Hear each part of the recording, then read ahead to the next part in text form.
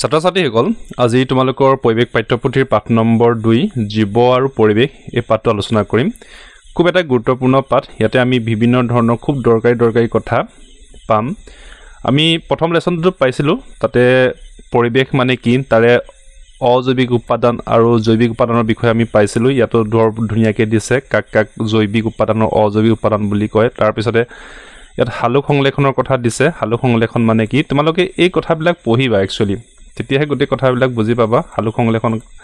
মানে কি হালুক সংলেখনৰ সহায়ত উদ্ভিদে কেনেকৈ খাদ্য প্ৰস্তুত কৰে ইত্যাদি কথাবিলাক ইয়াতে দিছে তাৰ পিছত আমাক ইয়াতে খাদ্য শৃংখলৰ কথা কৈছে খাদ্য শৃংখল মানে কি ধৰণে খাদ্য শৃংখল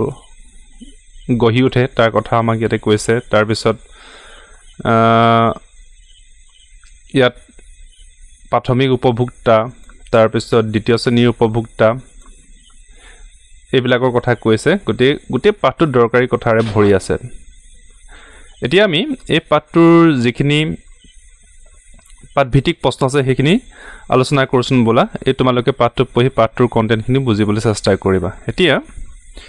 ইয়াৰ পৃষ্ঠা নম্বৰ 15 আছে এই যিমানখিনি পাঠভিত্তিক প্ৰশ্ন আছে আমি কৰচোন আহা এতিয়া প্ৰথমে আমাক কি কৈছে যে উত্তৰ লিখা পৰিৱেশৰ জৈবিক আৰু অজৈবিক উপাদানবোৰ কি এটা খুব দৰকাৰী প্ৰশ্ন পৰিৱেশৰ জৈবিক আৰু অজৈবিক উপাদানবোৰ কি তাৰ উত্তৰটো এই ধৰণে লিখিবা উদ্ভিদ প্ৰাণী চৰাই চিৰিকটি কীট পতংগ আৰু অনুজীৱ আদিবোৰ পৰিৱেশৰ জৈবিক উপাদান আনহাতে বায়ু পানী মাটি নৈ জান জুৰি পৰ্বত পাহাৰ সূৰ্যৰ তাপ পোহৰ আদিবোৰ হল পৰিৱেশৰ অজৈবিক উপাদান গতিকে খুব এটা ইম্পৰ্টেন্ট পৰীক্ষাত 100% এটো অহাৰ সম্ভাৱনা আছে গতিকে এটো তোমালোকে ভালদৰে মুখস্থ কৰিবা নেক্সট খনব উদ্ভিদক উৎপাদক বুলি কিয় কোৱা হয় উদ্ভিদক উৎপাদক বুলি কিয় কোৱা হয় এটা খুব দৰকাৰী প্ৰশ্ন তাৰ উত্তৰটো হ'ব এটো যে উদ্ভিদে নিজৰ আহাৰ নিজে তৈয়াৰ কৰি লব পাৰে বাবে উদ্ভিদক উৎপাদক বুলি কোৱা হয় নিজৰ আহাৰ নিজে তৈয়াৰ কৰি লব পাৰে বাবে উদ্ভিদক উৎপাদক বুলি কোৱা হয় তাৰ পিছত গণৰ উপভোক্তা কেই প্ৰকাৰ আৰু কি এটা খুব দৰকাৰী প্ৰশ্ন উপভোক্তা কেই প্ৰকাৰ আৰু কি ইয়াৰ উত্তৰ হৈছে উপভোক্তা তিনি প্ৰকাৰৰ হেবোৰ হৈছে এক নম্বৰ প্ৰাথমিক উপভোক্তা তাৰ পিছত দুই নম্বৰ গৌণ বা দ্বিতীয় শ্ৰেণীৰ উপভোক্তা আৰু তিনি নম্বৰতে তৃতীয় শ্ৰেণীৰ উপভোক্তা ওকে নেক্সট ঘ নম্বৰ বিয়োজকে আমাক কেনেদৰে সহায় কৰে এটা খুব দৰকাৰী বিয়োজকে আমাক কেনেদৰে সহায় কৰে এই প্ৰশ্নটোৰ উত্তৰ অকমান দীঘল গতিকে এটা পেজতে তোমালোকক দেখুৱাব পৰা নাই উত্তৰ উদ্ভিদ বা প্ৰাণীৰ মৃত্যু হলে বেক্টেৰিয়া আৰু ভেঁকুৰ আদিৰ দৰে বিয়োজকে মৃত উদ্ভিদ আৰু প্ৰাণীৰ দেহৰ অংশসমূহৰ বিয়োজন ঘটায় অৰ্থাৎ ক্ষুদ্ৰ অংশলৈ পৰিণত কৰি গেলিপচি যোৱাত সহায় কৰে এই গেলিপচি যোৱা অংশসমূহক কিছুমান অনুজীৱই আহাৰ একেলগে লিখি লবা তাৰ পিছত মই এটো উঠাই দিছো তোমালোকে পুনৰ পেজটো পজ কৰি লবা ঠিক আছে তাৰ পিছত আৰম্ভ কৰিবা হিচাপে গ্ৰহণ কৰে বাকি থাকি যোৱা অৱশিষ্টখিনি মাটিত জৈৱিক সাৰ হিচাপে মিহলি হৈ থাকে মাটিত মিহলি হৈ থকা জৈৱিক সাৰ হিপাই গ্ৰহণ কৰি উদ্ভিদৰ বৃদ্ধিত সহায় কৰে এনেদৰে বিয়োজকে জৈৱিক উপাদানৰ বিয়োজন ঘটাই আমাক সহায় কৰে ওকে এটা খুব দৰকাৰী প্ৰশ্ন এইখিনি কথা তোমালোকে লিখিলে হৈ যাব তাৰ পিছত নেক্সট প্ৰশ্ন আছে আমি কি আছে অঙ্গ তিনিটা পৰিস্থিতি তন্ত্ৰৰ নাম লিখা তিনিটা পৰিস্থিতি তন্ত্ৰৰ নাম লিখিব কৈছে ইয়াৰটো হ'ব তিনিটা পৰিস্থিতি তন্ত্ৰৰ নাম এক নম্বৰতে ঘাঁহনি দুই নম্বৰতে পুখুৰী তাৰ পিছত তিনি নম্বৰতে শস্য পথাৰ এই তিনিটা লিখিবা হৈ যাব তাৰ পিছত এই খালি ঠাই কিটা কৰিবা তোমালোকে ইয়াত কি কৈছে যে খালি ঠাই পূৰ কৰা ক হামুক হল প্ৰাথমিক উপভোক্তা কি উপভোক্তা প্ৰাথমিক উপভোক্তা এটো লিখিবা প্ৰাথমিক উপভোক্তা তাৰ পিছত খ নম্বৰ এটাতকৈ অধিক এখিনিত খাদ্য শৃংখল মিলি খাদ্যজালৰ সৃষ্টি হয় তাৰ পিছত গ হেন হল তৃতীয় শ্ৰেণীৰ উপভোক্তা আৰু গ নম্বৰ খাদ্যজালত এটাতকৈ অধিক খাদ্য শৃংখল থাকে এই কথাখিনি লিখিবা খালি ঠাই পৰীক্ষাত আহে কিন্তু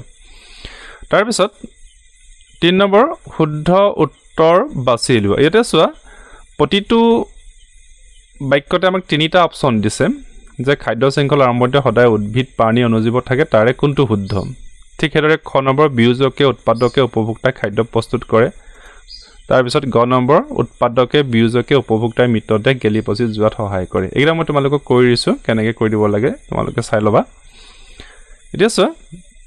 ইয়াত তিনিটা অপচন দিছিলে উদ্ভিদ প্ৰাণী অনুজীৱ আৰু তাৰ শুদ্ধ উত্তৰটো হৈছে উদ্ভিদ গতিকে আনসাৰটো কি লিখিবা খাদ্য শৃংখলৰ আৰম্ভণিতে সদায়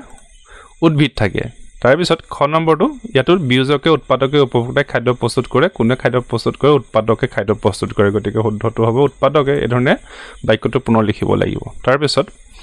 গ নম্বৰ ইয়াত উৎপাদকে বিয়োজকে উপভোক্তাই মৃতদেহ গেলি পচি যোৱাত সহায় কৰে কিন্তু শুদ্ধটো কি যে বিয়োজকে মৃতদেহ গেলি পচি যোৱাত সহায় কৰে ওকে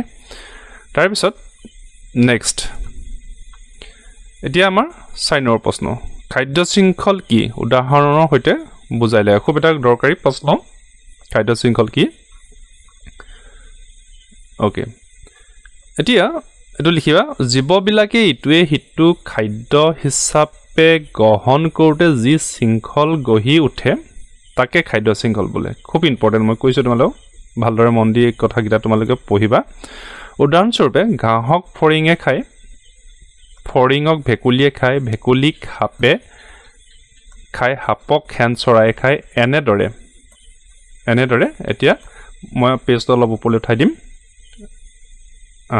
মাত্ৰ দু লাইন আছে এনেদৰে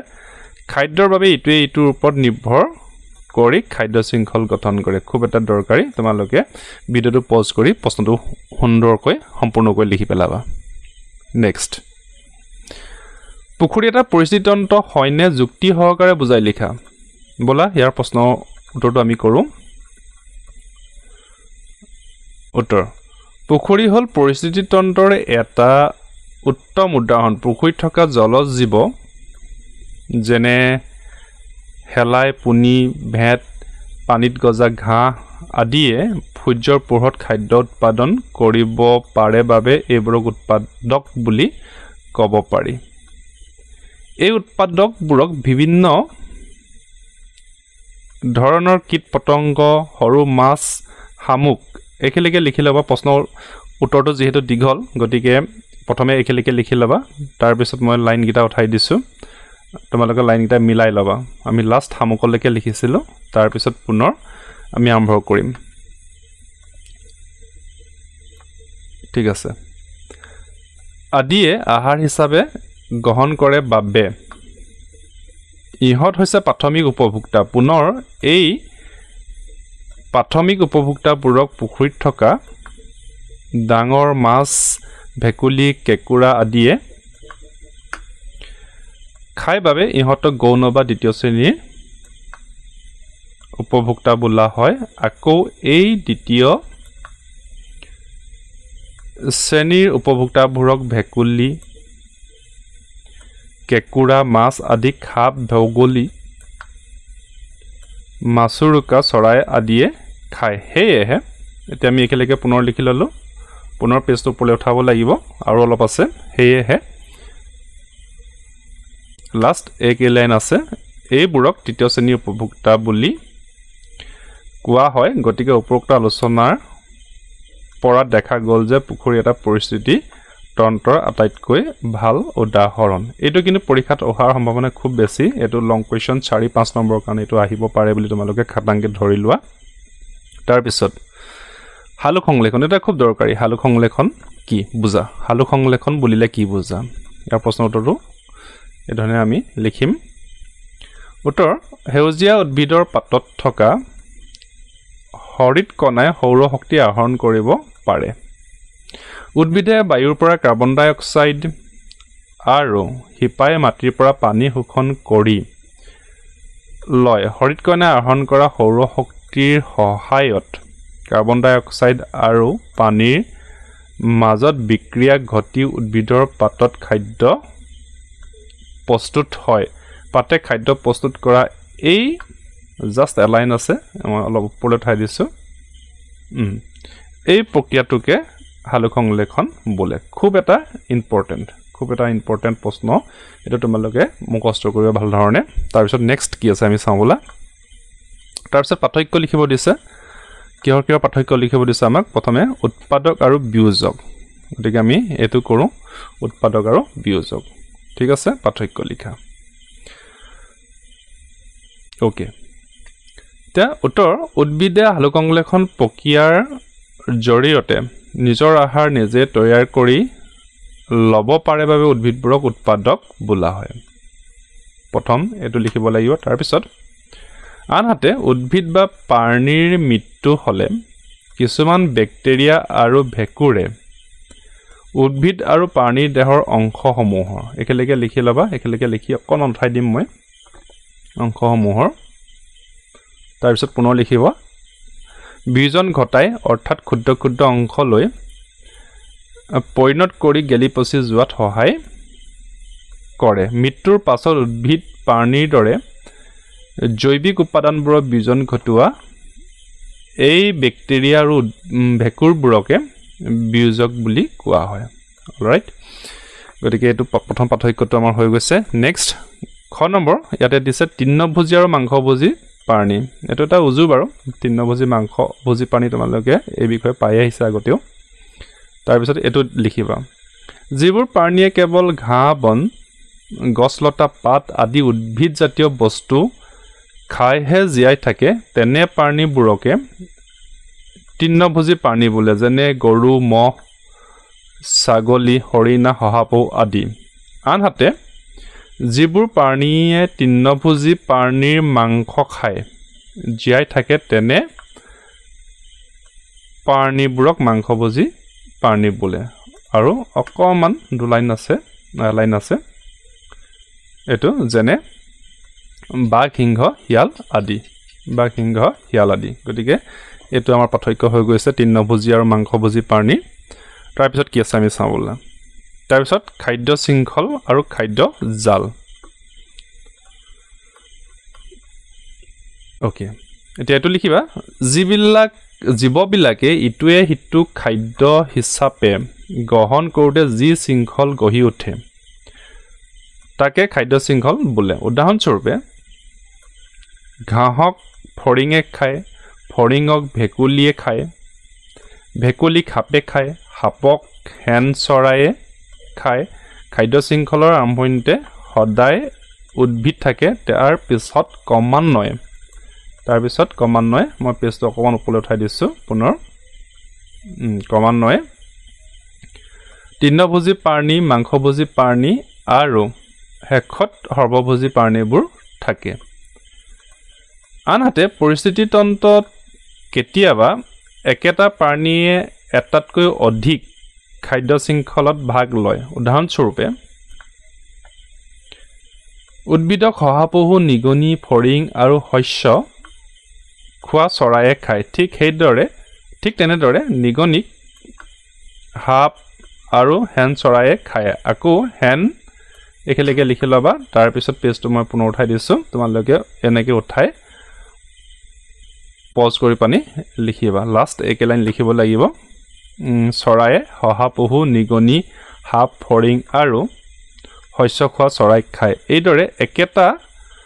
প্ৰাণীয়ে এটাতকৈ অধিক খাদ্য শৃংখলত ভাগ লয় আৰু এটা পৰিস্থিতি তন্ত্ৰত এনে বহুকেইটা খাদ্য শৃংখল লগ লাগি যি জালিকাৰ সৃষ্টি হয় তাকে খাদ্য জাল বোলা হয় ওকে এটো তোমালোকে এই ধৰণে লিখিবা ঠিক আছে ওকে তাৰ পিছত নেক্সট 8 নম্বৰ হৈছে পৰিস্থিতি তন্ত্ৰত প্ৰথম শ্ৰেণীৰ উপভোক্তাবোৰ নোহোৱা হলে কি হ'ব এটো এটা খুব দৰকাৰী প্ৰশ্ন তাৰ উত্তৰটো কি হ'ব প্ৰশ্নটো তোমালোকে লিখি লবা এটো পৰিস্থিতি তন্ত্ৰত প্ৰথম শ্ৰেণীৰ উপভোক্তাবোৰ নোহোৱা হলে কি হ'ব নোহোৱা হৈ গলে কি হ'ব তাৰ পিছত এটো লিখিবা পৰিস্থিতি তন্ত্ৰত প্ৰথম শ্ৰেণীৰ উপভোক্তা হল তৃণভোজী প্ৰাণীবোৰ যেহেতু পৰিস্থিতি তন্ত্ৰত খাদ্যৰ বাবে প্ৰাণীবোৰ এটা আনটোৰ ওপৰত নিৰ্ভৰশীল গতিকে পৰিস্থিতি তন্ত্ৰত প্ৰথম শ্ৰেণীৰ উপভোক্তাবোৰ অৰ্থাৎ তৃণভোজী প্ৰাণীবোৰ নোহোৱা হৈ গ'লে মাংসভোজী প্ৰাণীবোৰৰ খাদ্য নোহোৱা হ'ব আৰু পৰিৱেশৰ ভাৰসাম্য নষ্ট হ'ব গতিকে এইটো এটা খুব দৰকাৰী প্ৰশ্ন নেক্সট কি আছে আমি চাবলৈ নেক্সট খাদ্যজালৰ কিয় সৃষ্টি হয় এই বিষয়ে আমি অলপ আগতেও পাইছিলোঁ তথাপি এই প্ৰশ্নটো পুনৰ তোমালোকক মই কৰাই দিছোঁ যে উত্তৰ আমাৰ পৰিস্থিতি তন্ত্ৰত বহু ধৰণৰ খাদ্য শৃংখল থাকে ঘাঁহনি অৰণ্য শস্য পথাৰ পুখুৰী আদি পৰিস্থিতি তন্ত্ৰৰ সকলো জীৱই খাদ্য শৃংখলত এক নিৰ্দিষ্ট স্থান গ্ৰহণ কৰে এটা জীৱই এটাতকৈ বেছি খাদ্য শৃংখলত ভাগ লোৱাৰ ফলত খাদ্যজালৰ সৃষ্টি হয় এটা এটা খুব দৰকাৰী গতিকে এই প্ৰশ্নৰ উত্তৰ তোমালোকে এই ধৰণে লিখি ল'বা লাষ্ট মাটিত পৰি থকা মৃত জীৱবোৰ কিয় গেলি পচি যায় মাটিত পৰি থকা মৃতবোৰ কিয় গেলি পচি যায় তাৰ উত্তৰটো হ'ব এইটো যে মাটিত পৰি থকা মৃত জীৱবোৰক কিছুমান বেক্টেৰিয়া আৰু ভেঁকুৰে মৃতদেহৰ অংশসমূহৰ বিয়োজন ঘটায় অৰ্থাৎ ক্ষুদ্ৰ ক্ষুদ্ৰ অংশলৈ পৰিণত কৰে বাবে এইবোৰ গেলি পচি যায় ওকে গতিকে আজি এই ভিডিঅ'টোত মই তোমালোকক এই পাঠটোৰ তোমালোকৰ অনুশীলনী 15 নম্বৰ পৃষ্ঠাত যিমানখিনি কুৱেশ্যন আছিলে সমূহ প্ৰশ্ন আছিল তাৰ পিছতে খালি ঠাই আছিল শুদ্ধ উত্তৰ বাছি লোৱা আছিল তাৰ পিছত অলপ দীঘল টাইপৰ কুৱেশ্যনো আছিল পাৰ্থক্য লিখা আছিল 10 নম্বৰলৈকে যথেষ্ট কুৱেশ্যন ইয়াতে দিছিলে সকলোখিনি কুৱেশ্যন মই তোমালোকক কৰাই দিবলৈ চেষ্টা কৰিছোঁ গতিকে তোমালোকে ভিডিঅ'টো ভালদৰে চাই এই প্ৰশ্নবিলাকৰ উত্তৰ কৰিবা বুলি মই আশা ৰাখিলোঁ আৰু ভিডিঅ'টো চাই উপকৃত হ'ব বুলি মই ভাবিছোঁ গতিকে আজিলৈ ইমানে থেংক ইউ